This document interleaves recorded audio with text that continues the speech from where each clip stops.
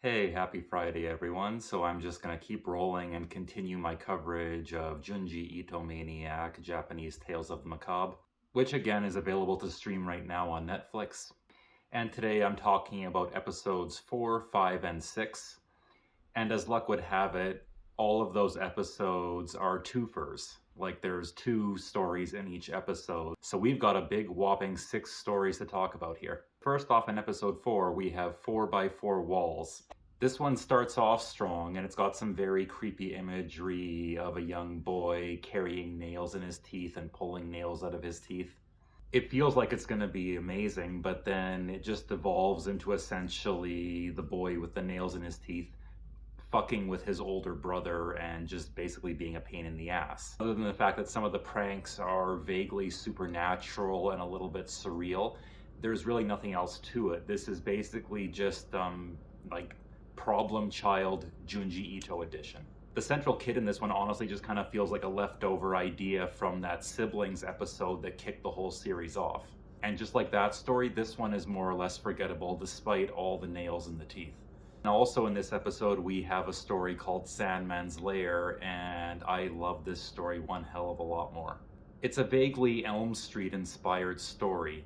In this one, a guy is asking for help from a woman to keep himself awake, but rather than hiding from a demon along the lines of Freddy Krueger, he's trying to avoid falling asleep so he doesn't have to face his nightmare self.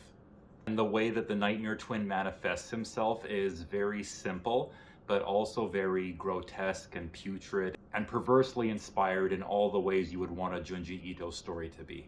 Let's just say it involves things going in one end and coming out the other. It also at least vaguely mirrors an idea that I've been bouncing around myself for a short horror story, so if nothing else, this gave me faith that ideas like that can work. Thanks for the reassurance, Junji, and I haven't even met you. Just in general, if you're a fan of gross surrealism or H.P. Lovecraft or Brian Usna, this story is chock full of things that are going to ring your bell. Okay, so moving along to episode 5. First off, we have the story The Intruder. And this is another story about doppelgangers just like the last one. But in this one, the doppelgangers are traveling into our dimension to commit murders that they could not get away with in their own. The characters all attempt to bury their doppelgangers upon discovering them, and that's pretty much all there is to this one. This is another one of the lesser ones, in my opinion. The ending is interesting in the sense that it can be interpreted 2 different ways, but that still isn't quite enough to make up for the fact that there isn't much to this particular story beyond its gimmick. On the other half of this episode, we have Long Hair in the Attic, and this is probably my favorite story of the anthology so far. Now this one's a hair raiser in more ways than one. It combines that iconic gross hair imagery that a lot of Asian horror is known for. Anyone who's seen any Asian horror will know exactly what I'm talking about. And it merges that with the elaborate sadism of Hellraiser. It's simple, it's effective, it's haunting, and it is completely hopeless.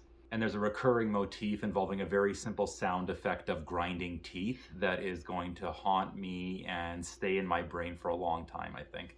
Bottom line, this story absolutely rocks. Moving along to episode 6, the first story in this one is called Mold. It's black and white for a change, which is kind of cool because it harkens back more to Junji Ito's manga format. In this one, renters make a complete mess of a guy's place, and in the process allow mold to set in, and this mold begins to infect everyone it comes into contact with, till it becomes a gross, completely overgrown labyrinth, even consuming our main character by the very end. Coming off the high point of Long Hair in the Attic, this did feel a little bit more lightweight, but the gross, shadowy imagery and the starkness of the black and white both made it watchable for me all the way through.